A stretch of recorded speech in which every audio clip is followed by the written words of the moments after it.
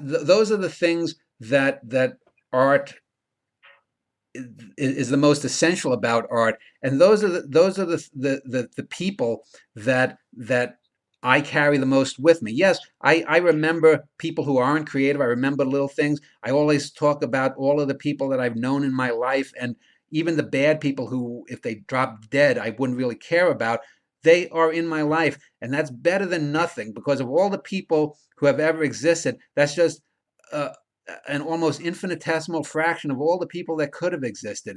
And these people, even if you're dealing with someone who's a psychopath, a bad boss, even if you're dealing with someone who's a murderer, or a rapist, or a child abuser, or a crooked politician, at some point they have an, one of the nostra of political correctness is that everyone has a story, and that's true.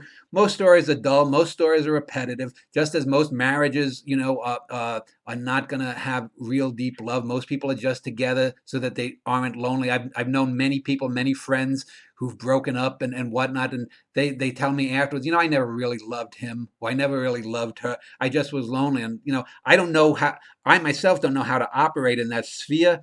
I can understand things intellectually, but sometimes emotionally, when people tell me things, I'm like, I just don't emotionally get that. I would never put myself in that position.